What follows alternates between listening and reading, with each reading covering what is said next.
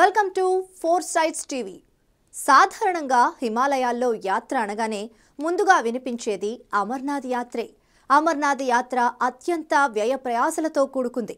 సాక్షాత్తు పరమశివుడిని దర్శించుకునేందుకు హరహర మహాదేవ అంటూ భక్తులు ఈ యాత్రను చేస్తారు. అయితే ఇప్పుడు అమర్నాథ్ యాత్రకు రిజిస్ట్రేషన్ ఏప్రిల్ 15 నుండి ప్రారంభం కానుంది.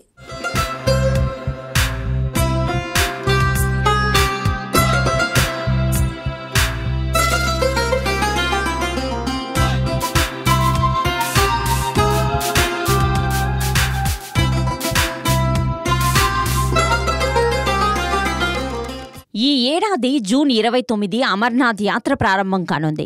ఈ నేపథ్యంలో భక్తులు ఇబ్బంది పడకుండా అధికారులు అన్ని ఏర్పాట్లను ప్రారంభించారు. యాత్రలో భద్రతాపరమైన విషయాలపై జమ్మూ కాశ్మీర్ యంత్రాంగం సమీక్ష నిర్వహించింది. ఈ క్రమంలోనే అమర్నాథ్ యాత్రికులకు కీలక ఆదేశాలు జారీ చేసింది. జమ్మూ కాశ్మీర్ ప్రభుత్వం తాజాగా అమర్నాథ్ యాత్ర టైం టేబుల్ను విడుదల చేసింది. ఈసారి భక్తులు సహజ సిద్ధ మంచు శివలింగాన్ని 45 రోజులు మాత్రమే దర్శనం చేసుకోగలుగుతారు. దక్షిణ కశ్మీర్లోని హిమాలయ పర్వతాల్లో భూమికి 3880 మీటర్ల ఎత్తులో ఈ అమర్నాథ్ ఆలయం ఉంటుంది. అనంతనాగ్ జిల్లా పహల్గాం, గండర్బాల్ జిల్లా పల్టాల్ మార్గాల్లో అమర్నాథ్ యాత్ర కొనసాగుతుంది. ఆన్లైన్, ఆఫ్లైన్లో రిజిస్ట్రేషన్లు చేసుకోవడానికి వెబ్సైట్లో రిజిస్ట్రేషన్ ప్రక్రియను ప్రారంభించనుంది.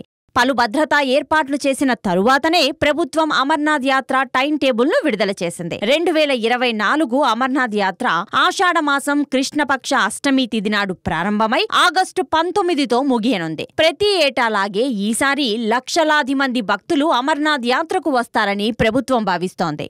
అమర్నాథ్ దేవస్థాన బోర్డు సమావేశం జరిగింది.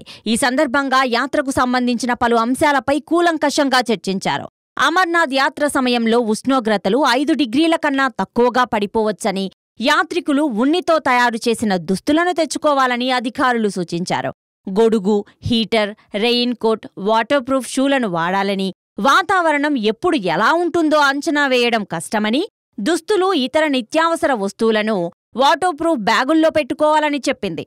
ఐడీ కార్డులు, డ్రైవింగ్ లైసెన్సు, యాత్రకు అనుమతి పత్రాలు ఖచ్చితంగా ఉండాలని సూచించింది.